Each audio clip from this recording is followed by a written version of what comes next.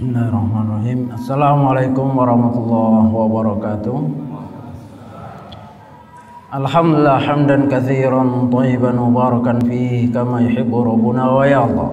Asyhadu an la ilaha illallah wahdahu la syarika lah wa asyhadu anna Muhammadan abduhu wa rasuluh. Allahumma salli ala Muhammad wa ala ali Muhammad kama shallaita ala Ibrahim innaka Hamidum Majid wa ba'd. Hadirin yang dirahmati Allah Subhanahu wa taala, azani Allah wa iyyakum.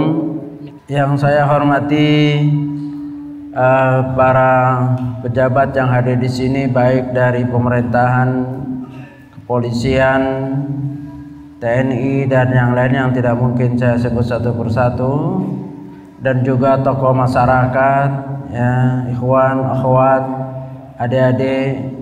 Mudah-mudahan hadirnya kita di sini mendatangkan manfaat untuk kehidupan kita dunia dan akhirat, untuk generasi ke depan, dan juga manfaat untuk negeri yang kita cintai, NKRI, kesatuan yang kita idam-idamkan, kita cita-citakan, mudah-mudahan terlaksana.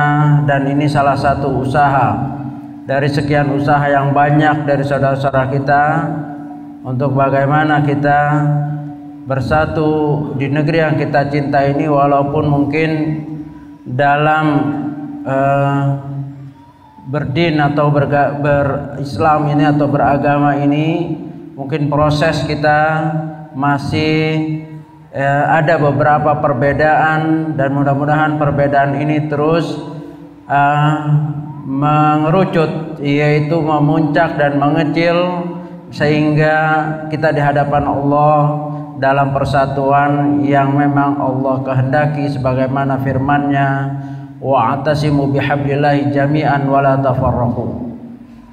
Berpegang teguhlah kamu dengan tali Allah secara berjamaah, ya, jangan berpecah belah, jangan berfirqah-firqah. Dan ini yang telah saya alami, ya, hadir ataupun pernah berada dalam satu kelompok atau beberapa kelompok yang ternyata secara syar'i atau tinjauan syariat yang nanti akan dibahas oleh Ustadz kita Abu Qatadah, saya hanya beberapa poin yang mungkin sebagai pijakan. Di antaranya kelompok-kelompok sebagaimana yang saya pernah ikuti, tadi juga sudah disinggung sebelum masuk kepada materi, karena materi ini tadi juga sudah disinggung oleh Bapak kita, dan itu alhamdulillah sudah cukup sebetulnya, ya, untuk konsumsi rohani kita, sikap kita, bagaimana dengan kelompok-kelompok yang ada yang harus kita hindari.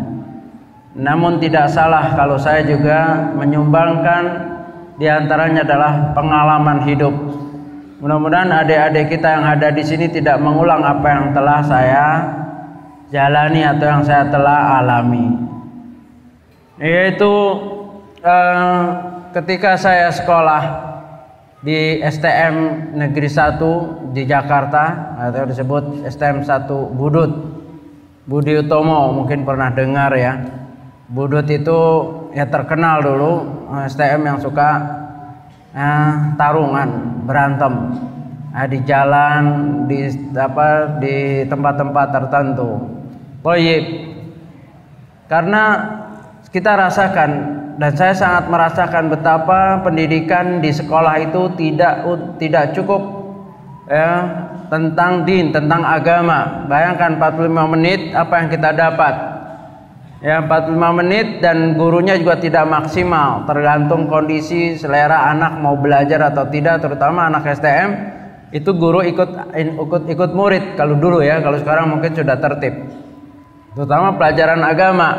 Karena pelajaran agama ini kalau di sekolah umum ya kayak pelajaran anak bawang, ya, yang sangat tidak penting. Yang penting apa dulu? Matematik, bahasa Inggris, kimia, fisika, begitu. Agama tergantung kita selera, mau belajar terus enggak pulang gurunya, seperti itu, ya.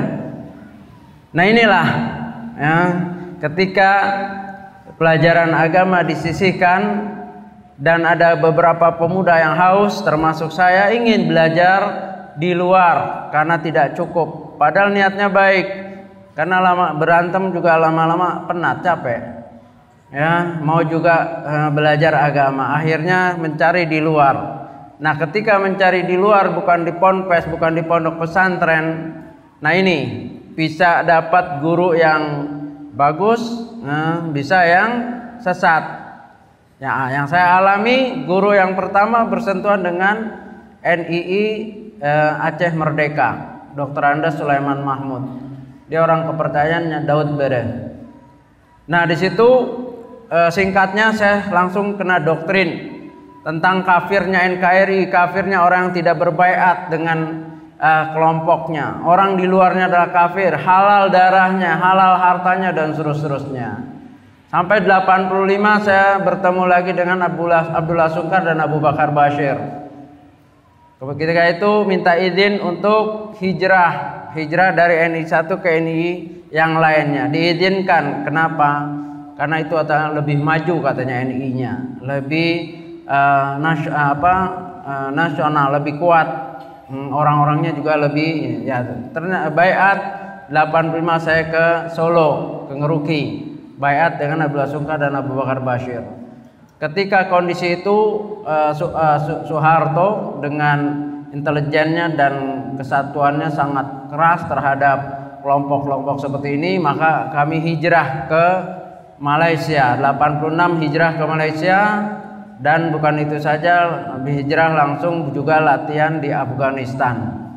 Saya 5 tahun di Afghanistan, lulus Akmil, Akademi Militer Mujahidin Afghanistan, lulus dengan pangkat Letnan 2 Don Brickman. Jadi kalau di sini ada yang Letnan 2 ya, dan bawa pasukan sampai 5 tahun, bawa pasukan melawan Rusia, pangkat ketika lepas dari sana mayor terakhir. Nah perjanjiannya kalau Afghanistan itu terus, kalau tidak diserang Taliban, maka itu kepangkatan akan dipanggil lagi ya, dan akan diteruskan pangkatnya. Kalau diteruskan ya kurang lebih ya irjen lah, atau majen kalau TNI-nya itu bintang 2. Jadi bapak-bapak yang di sini ini belum ada yang berbintang ini ya. Baik, kita teruskan. Dan memang tidak tanggung-tanggung Pak, kita belajar senjata di sana. Jadi saya heran kalau ada sebagian selentingan, mana mungkin orang dusun kok, Lamongan kok bisa bikin bom seperti itu rekayasa Amerika aja. Mana mungkin orang Indonesia bisa seperti itu hanya konspirasi. Saya hanya senyum aja kalau dibilang konspirasi. Kalau mau dicoba sekarang juga boleh. Amrozi, Imam Samudra, ya, Imam Samudra itu kader saya di sana. Nah, yang sekarang masih hidup Umar Patek. Umar Patek itu kepalanya dihargai 1 juta US dollar. Kalau temannya, rekannya Abdul Matin itu dihargai 10 juta US dollar. Kenapa Amerika mau menghargai itu? Bukan apa-apa, karena keterampilan mereka adalah merakit bom, membuat bom. Merakit dan membuat beda ya Pak. Kalau merakit barang yang sudah ada kita tinggal rakit. Kalau membuat ini yang lebih bahaya, dari barang-barang yang legal menjadi ilegal. Jadi kalau Umar Patek masuk ke apotek, masuk ke toko kimia, masuk ke tempat pertanian itu pupuk, pulang dia sudah bisa buat bom. Dari barang legal menjadi ilegal. Nah itu kita dilatih semua. Hasilnya itu bom Bali 1, bom Bali 2 dan seterusnya, Marriott dan seterusnya. Alhamdulillah ya, sebagian mereka sudah tertangkap, sebagian ya tewas ya, dan sebagian lagi taubat.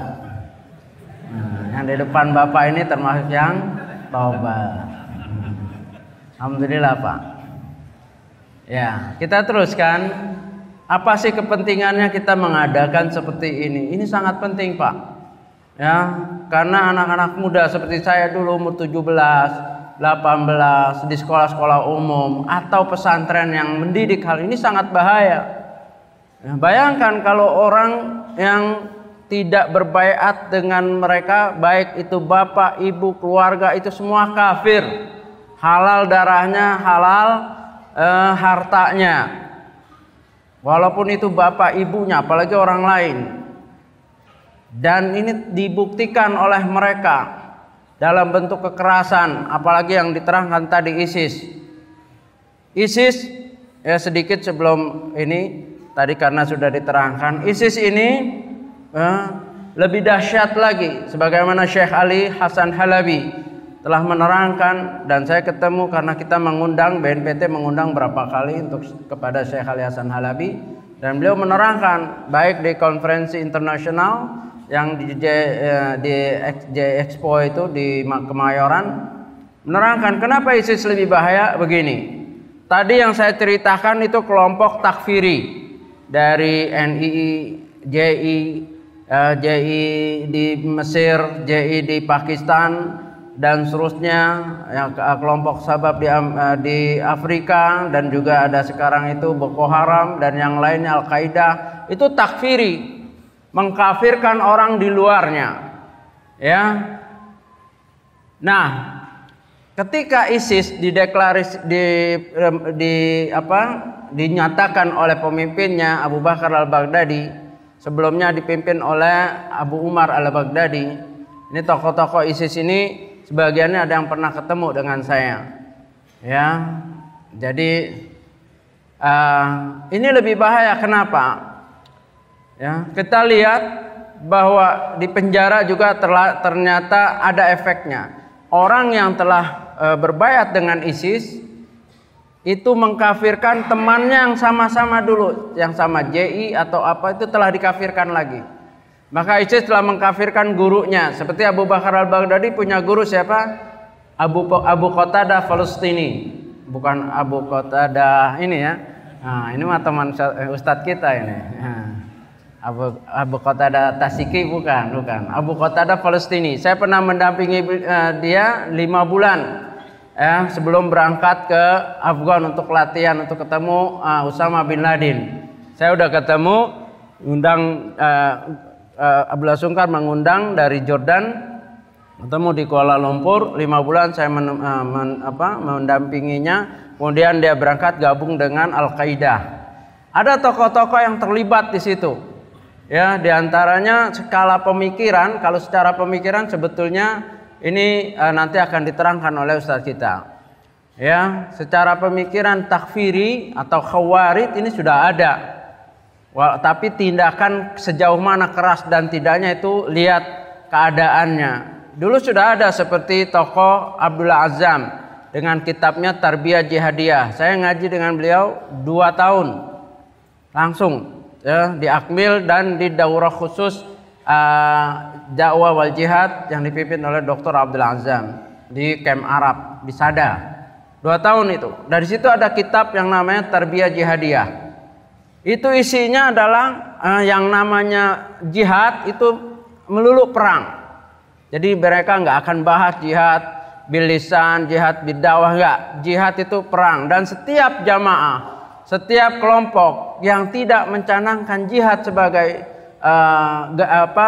program utama, maka itu jamaah yang tidak mempunyai nilai. Ini bisa dibaca di dalam Tarbiyah Jihadiyah sekitar 12 jilid.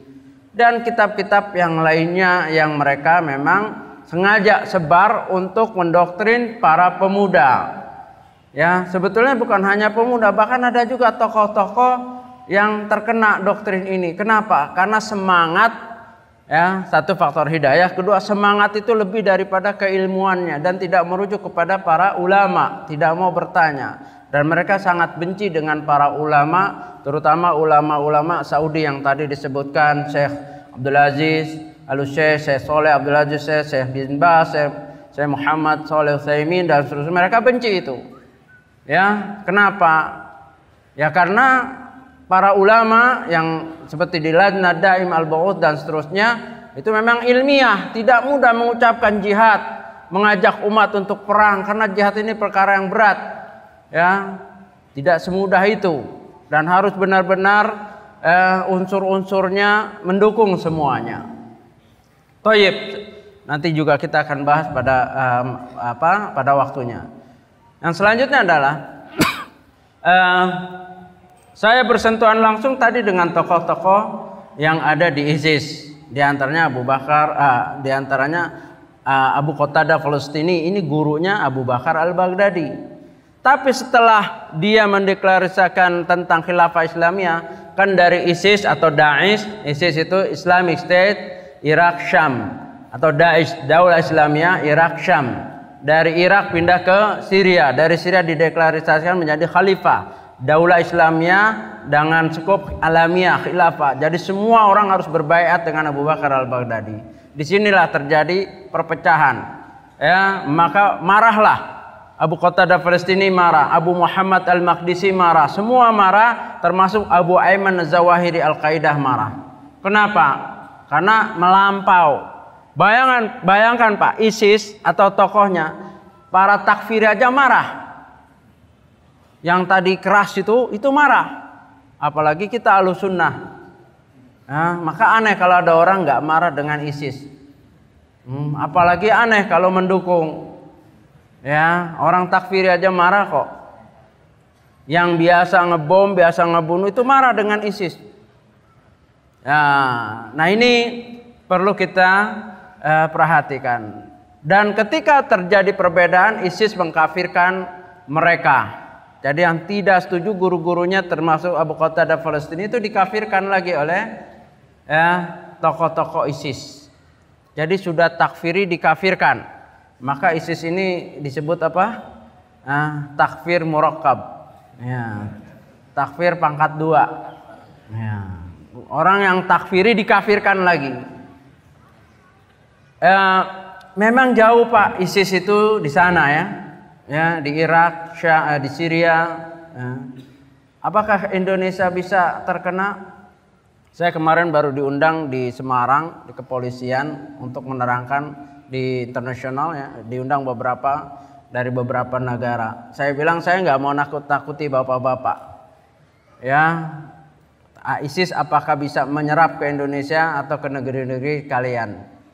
Tidak. Tapi saya sendiri khawatir dengan anak saya, karena ponakan saya yang di Australia sudah gabung dengan ISIS. Ya, ada ponakan saya katanya mau jualan, mau ini, nggak taunya benderanya ISIS.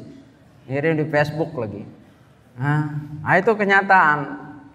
Jadi sangat menarik memang. Kenapa? Apa daya tariknya ISIS? Bukan soal hanya khilafahnya. Ketika umat Islam kita ini sedang haus dengan namanya kepemimpinan internasional, negara yang bisa menandingi adidaya, bisa menandingi Amerika, bisa menandingi atau sejajarlah dalam dunia internasional. Itu kita semua haus ya, yang disebut khilafah Islamiyah. Kalau kita baca sejarah Abu Bakar, Umar, Utsman dan seterusnya, kita akan sedih kenapa umat Islam sekarang di mana-mana sebagai bahan kayak seperti kelinci percobaan, darahnya murah, bahkan satu telur lebih mahal daripada darahnya umat Islam. Ya, kita lihat dibantai ketika Amerika membantai di Irak, ya, di Afghanistan dan seterusnya. Dan saya ada data dari Profesor Sarlito Wirawan, salah satu penasehat dari Polri. Kita sering diskusi, inilah hasilnya, yaitu blueprint pencegahan terorisme. Nah, dari situlah secara umum umat Islam itu menginginkan yang namanya kekuatan dalam segi kedaulatan yang di bawah atau ada negaranya, yang bahasa ininya khilafah Islamiyah. Semua ingin. Ya, hanya keinginan ini kadang-kadang lebih daripada kenyataan, lebih daripada keilmuannya. Ya, lebih daripada melebihi ulama. Nah, muncullah seperti ISIS. Sebetulnya khilafah kan di Indonesia juga banyak sebelum ada ISIS. Jamaah khilafah yang di Lampung, ada yang anggotanya di sini atau mantannya?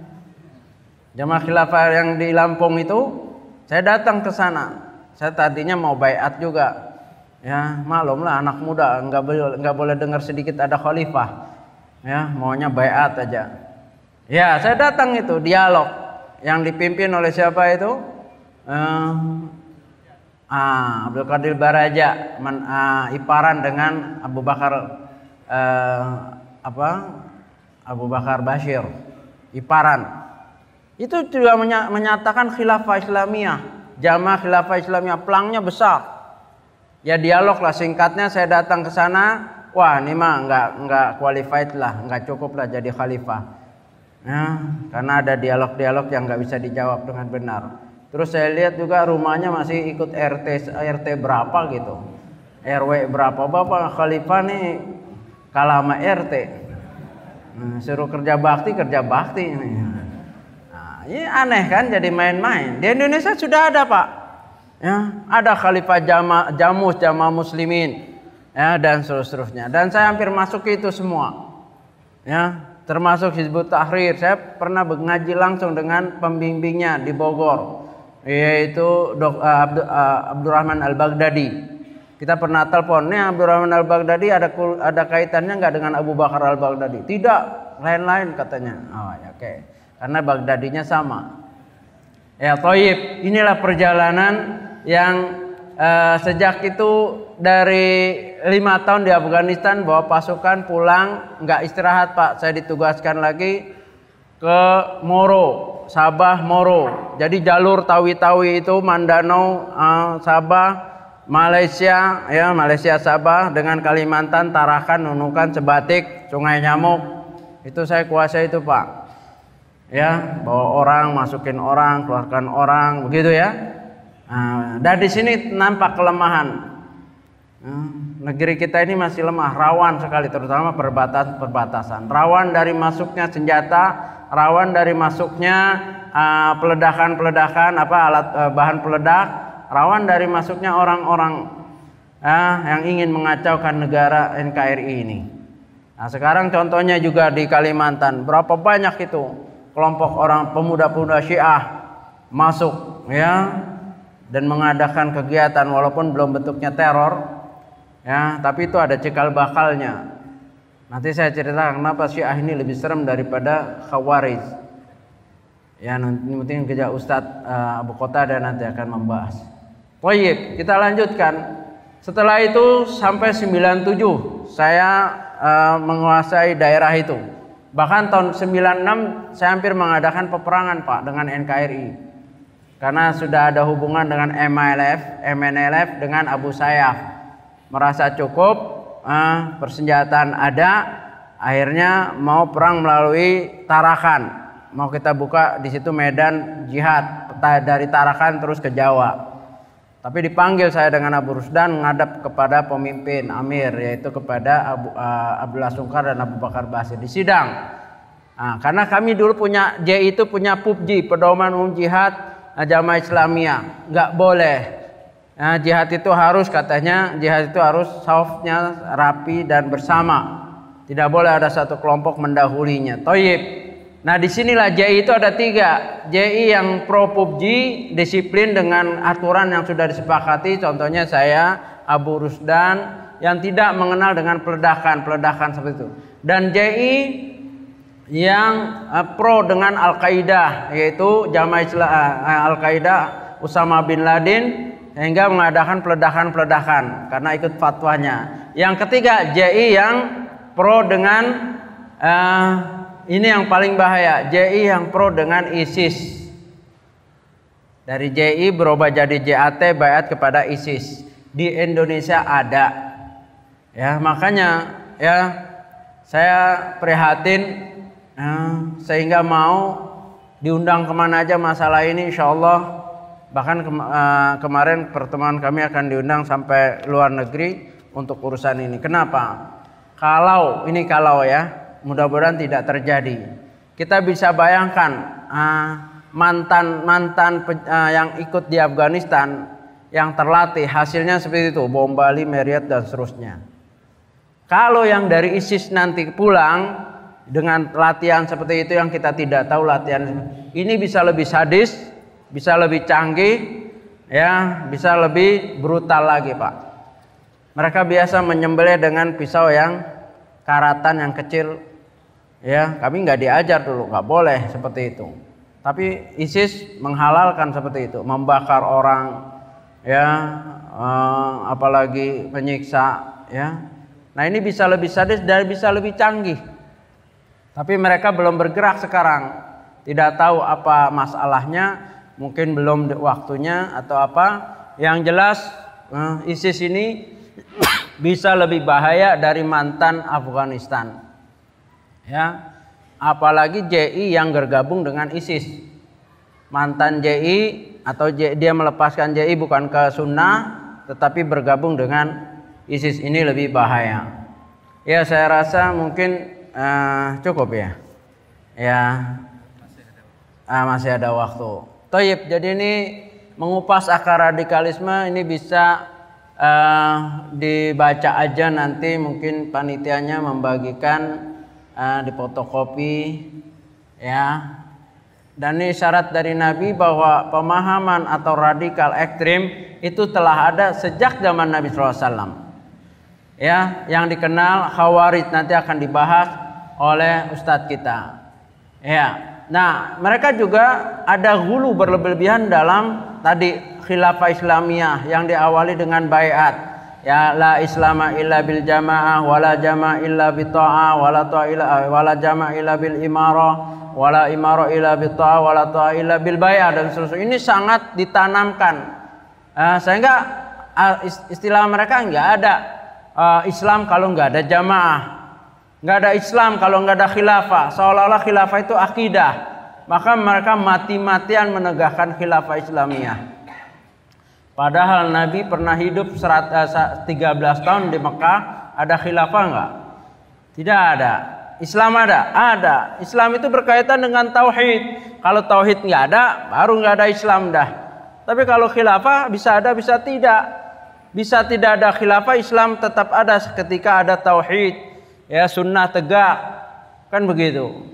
Jadi hati-hati adik-adik kalau ditanamkan masalah ini, bahwa kita harus punya negara, kita harus punya khilafah, akhirnya dituntut baiat.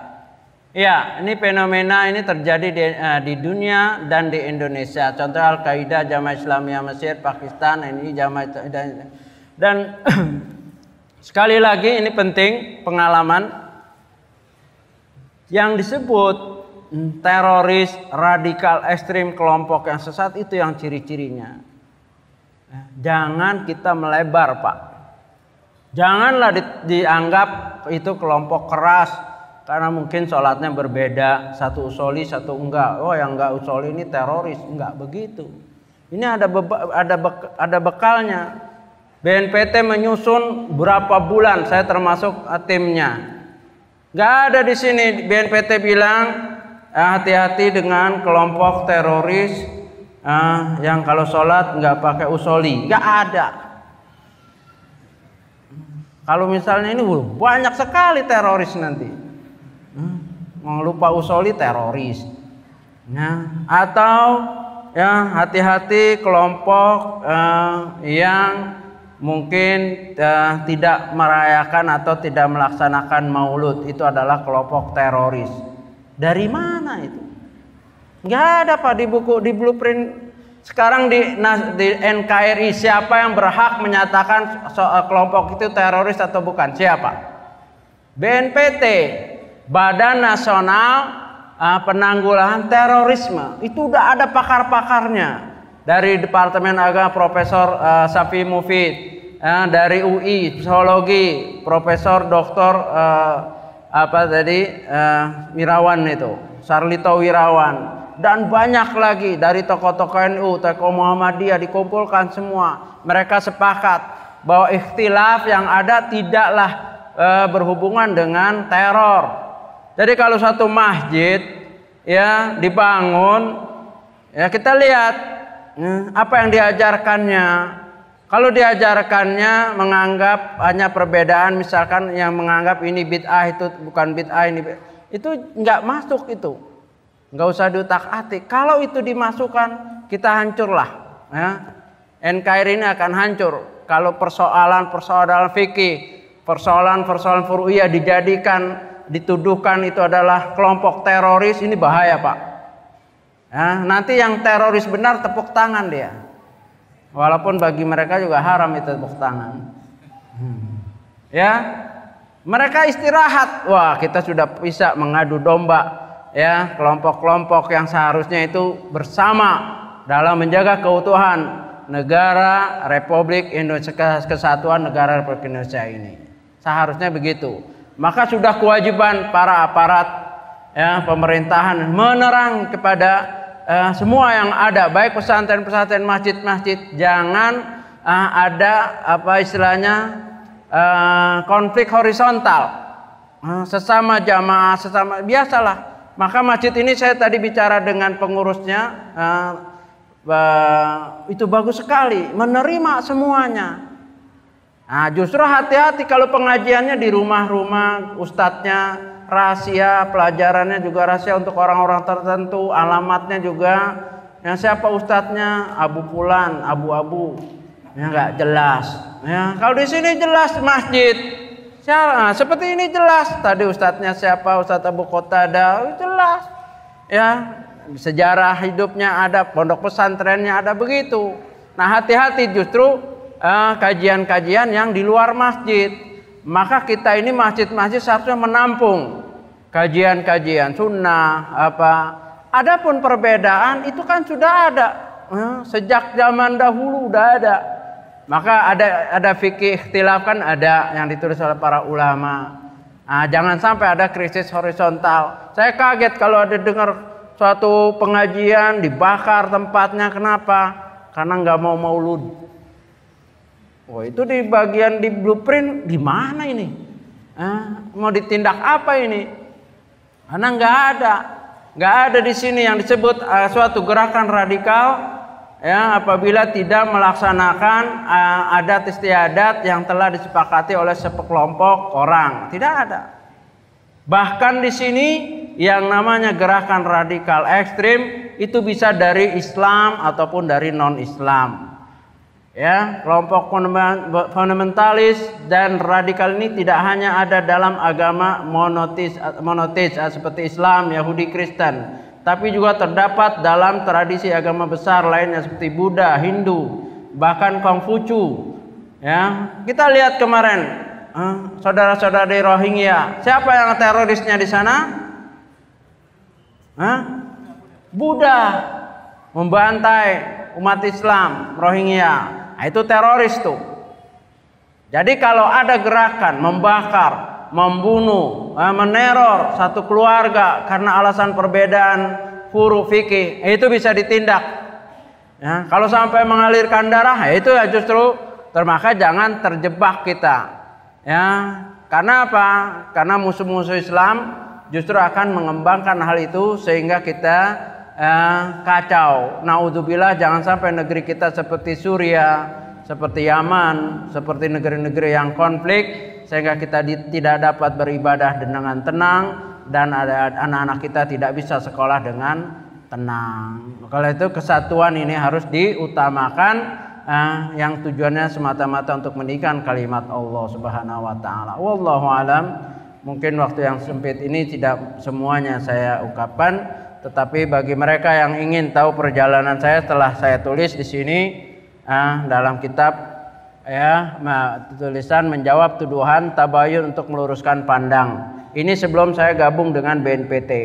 Nah, sekarang ini buku ini sudah didirikan oleh BNPT, disebar ke penjara-penjara ya untuk ya sedikit masukan perbandingan sehingga seorang itu memahami apa kelompok-kelompok yang sesat atau khawarid atau kelompok mana yang seharusnya diikuti. Wallahu alam. Demikian saja, cukup. Ya. Ya, saya tutup dulu ya. Subhanallah wa bihamdika asyhadu an la ilaha illa anta astaghfiruka wa atubu ilaik. Assalamualaikum warahmatullahi wabarakatuh.